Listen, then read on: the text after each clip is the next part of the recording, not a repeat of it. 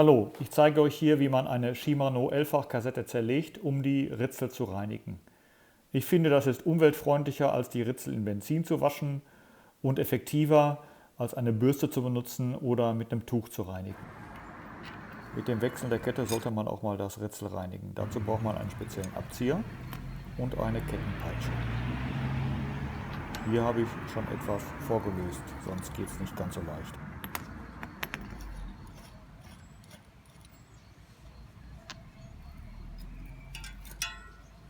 Man nimmt den Abschlussdeckel ab und darunter befindet sich eine ganz dünne Dichtung, die sollte man nicht verlieren.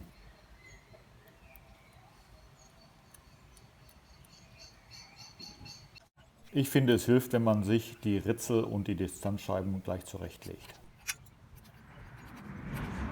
Den Block mit den 3 großen Ritzeln kann man nicht weiter zerlegen, da muss man doch mit Bürste oder mit Lappen dran. Man sieht, da hat sich ganz schön Öl und Dreck angesammelt. Wenn das sehr fest ist, dann schabe ich das ab und nehme noch ein Reinigungsöl zur Hilfe.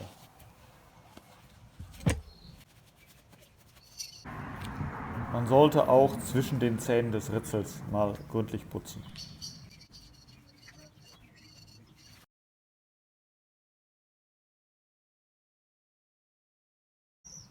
Das sind die Steighilfen auf den Ritzeln.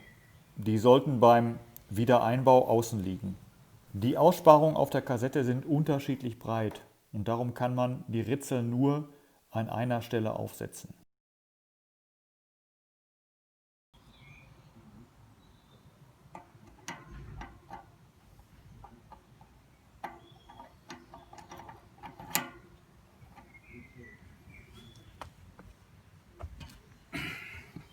Hier sieht man sehr deutlich, wie unterschiedlich breit die Aussparungen sind.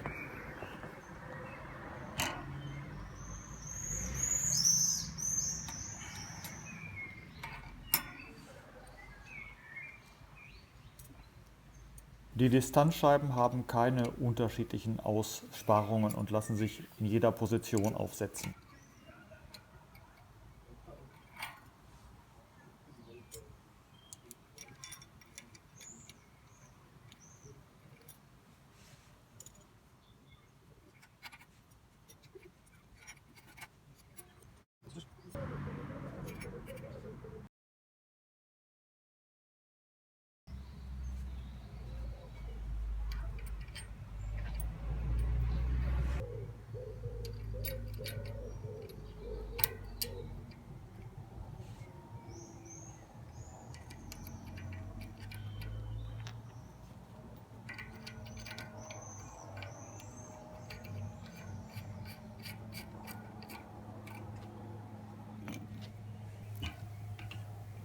Die Abschlusskappe soll mit einem Drehmoment von 40 Newtonmeter festgemacht werden.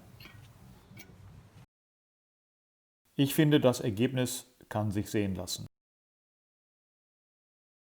Und wenn man schon dabei ist, dann sollte man auch die Schaltungsrädchen reinigen. Man sieht, sie haben es nötig.